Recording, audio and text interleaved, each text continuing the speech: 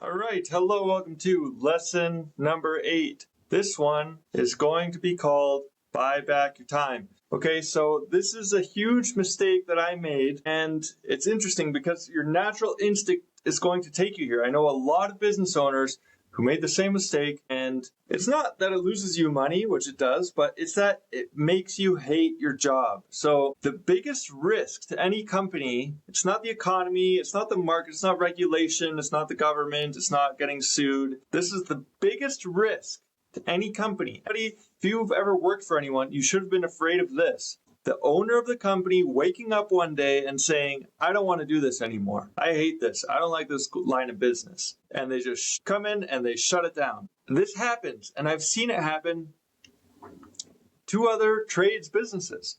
And somebody wakes up and they say, this is not worth it anymore. There's stress and I don't enjoy what I'm doing anymore. Or they've grown to a company with 10 people or 10 or 15 and they've got multiple crews and they say, I'm not enjoying this anymore. I'm going to lay off 12 guys and I'm going to have my crew of 3 guys and I get to be on the, swinging a hammer still, whatever they're doing, framing. I've seen that happen. And I didn't understand until I found a coach. I paid $15,000 for a coach who taught me this because this guy here, Dan Martell, has built many companies worth tens of millions of dollars. He has $100 million a year with a portfolio of companies now. Okay. And it's called the pain line. So what typically happens in a business is that you get really busy and let's say, for example, you are framing, okay? And you get really busy and you're trying to catch up on, you're doing invoices and doing the marketing and putting stuff on social media and running ads and taking meetings.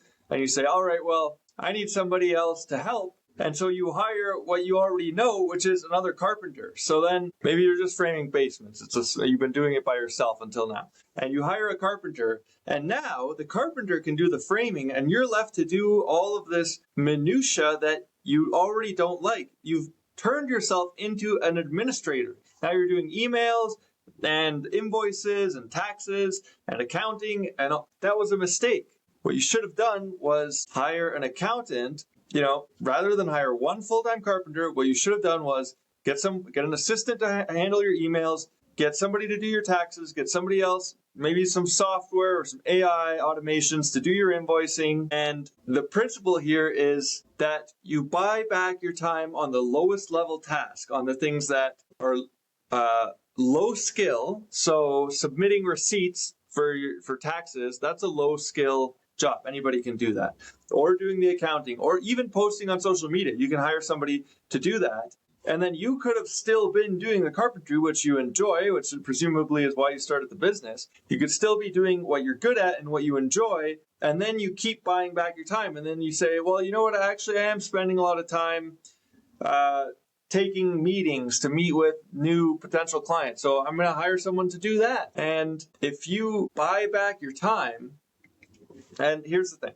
Most people, they spend money. Hang on, how does it go? So if you're spending your money just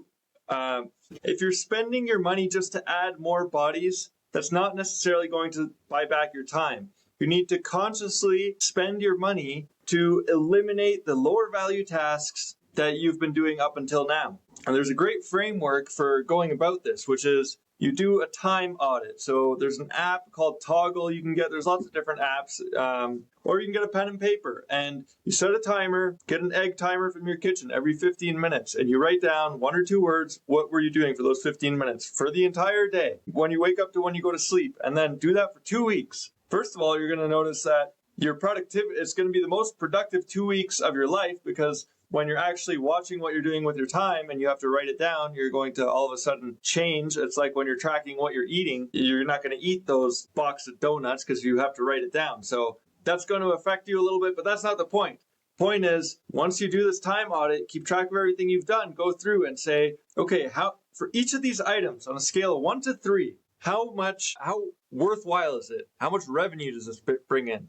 Like a restaurant, $1 sign, $2 signs, $3 signs for each of those activities. And then get a highlighter and highlight them green, yellow, red. Which ones do you enjoy the most? Green. Maybe you really like swinging the hammer. Maybe you just love accounting and spreadsheets. Maybe if you hate the spreadsheets, it's red.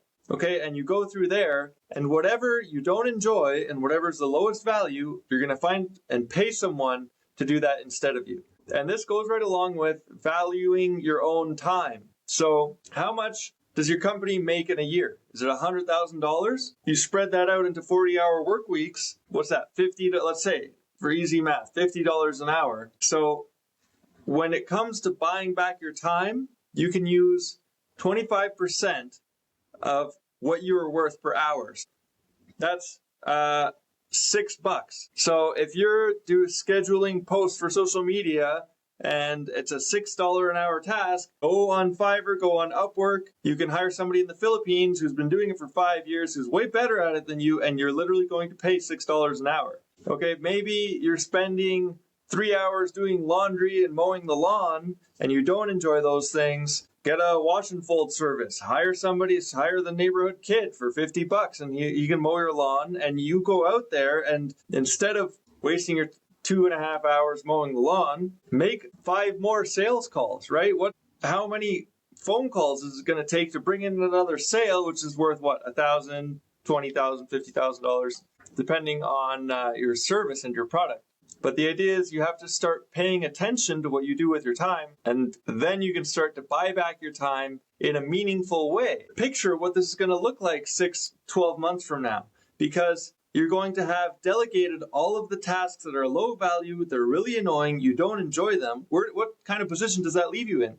That means that everything you're now doing, you enjoy, and it makes you a lot of money. So you're going to be making way more money and you're going to be way happier about it. And this is what ensures that you don't wake up one morning and say, I've had it, I'm not doing this anymore, and quit your job and all your crews lose their jobs. That's not a nice thing when somebody gives up on their business. So buy back your time. I highly recommend you read this book, buy back your time, and go through that time audit. That's the first step. And you can ask me more about how to audit your time and what specific tasks you could be getting rid of, but start thinking in that way. How much is my time worth and how much is the task that I'm working on worth?